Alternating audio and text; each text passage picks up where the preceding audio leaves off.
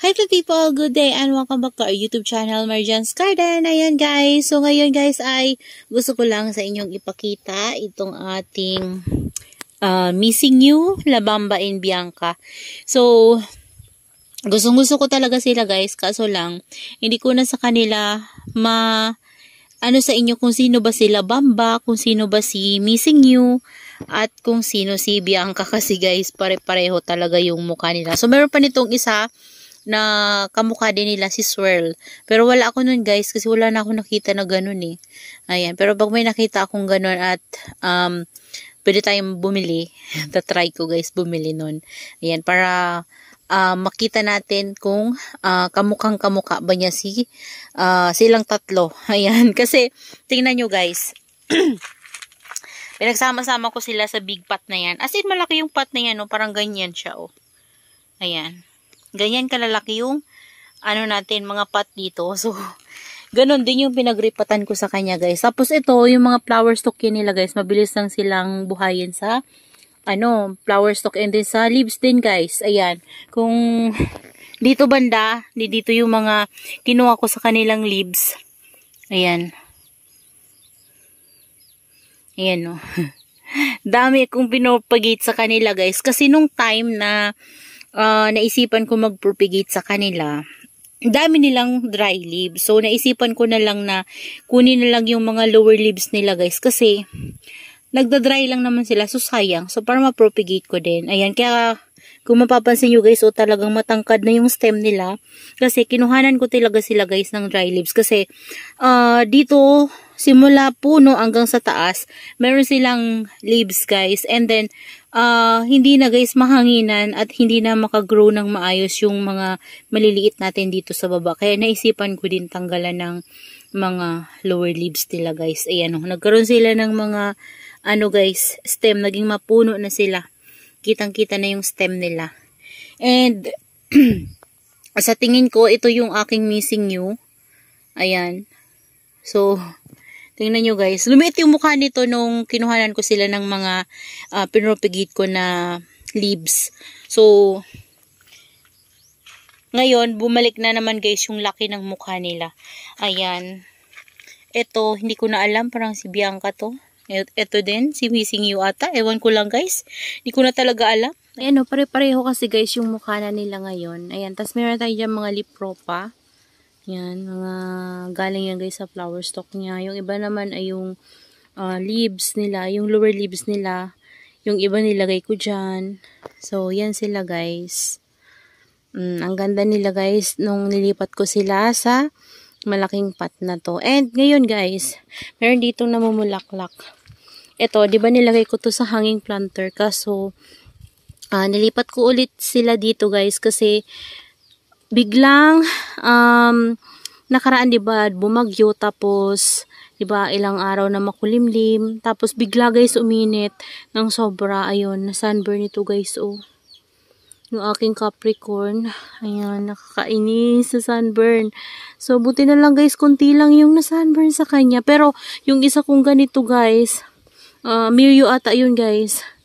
Na sunburn siya sa labas. Ayan. So ito, tinry ko na to guys i-pollinate nakaraan nung sabay silang nag-flower pero wala guys. Hindi talaga ako makapabunga nitong dalawang to. Kino-cross-pollinate ko sila pero wala. Hindi ko sila mapabunga. Ayan. Ito yung propagation ko galing sa ating Astrophytum. Ayan. So ito namumulaklak siya. So punta natin guys sa labas. Ayan. Dito pala guys, ako kahapon. Ayan, kung mapapansin nyo, marami ditong mga pots.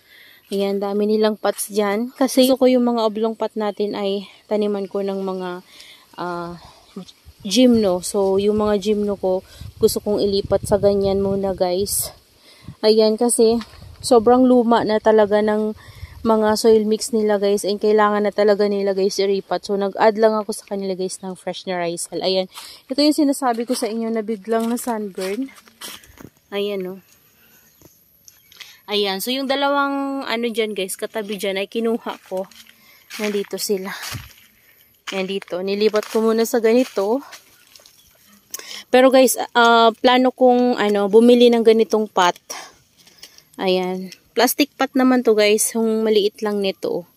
Ito kasi malaki to. So, ito yung susunod na size sa kanya. So, plano kong bumili ng ganito ulit.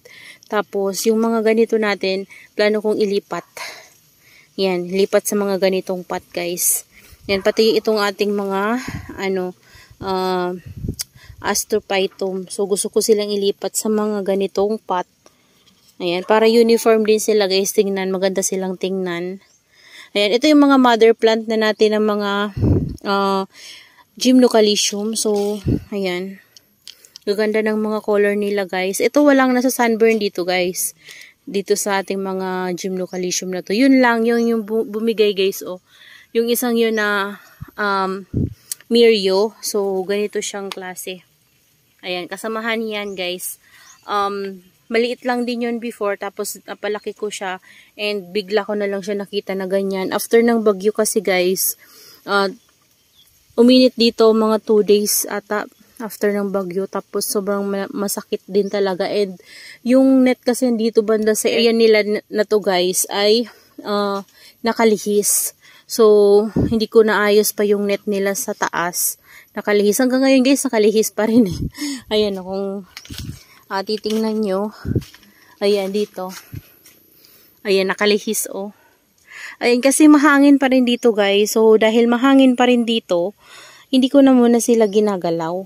Ayan. Pero nakagawa ako dito ng mga cuttings sa ating mga succulents.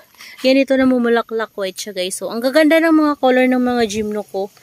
Ayan. So, yun, malalaki na talaga yun. Pero, hindi sila permanent na nandyan guys. Bali, nilagay ko lang sila dyan para mapalitan lang yung kanilang potting mix. And then, soon kapag nakabili na ako guys ng mga ganito na pot, yan, medyo maliliit. Parang medium size ata yan guys, or small. Small lang siguro yan guys. Ililipat ko sila sa mga ganyan. Magpapalit tayo ng potting mix. So, ang gagamitin ko sa kanila ay rice hull, and then yung garden soil na lang din guys yung gagamitin ko. Para same sa ating mga succulents. Ayan, and tingin ko okay naman sa kanila guys yung ating mga ginagawa dito sa garden na garden soil and then fresh na rice hull. Ayan.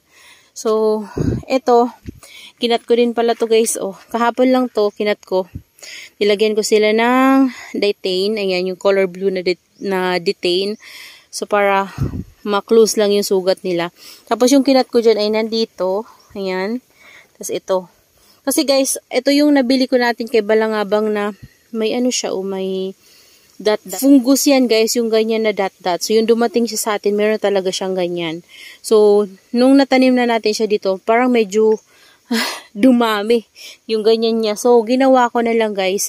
Inisprayhan ko siya ng fungicide, yung systemic fungicide, yung Tango.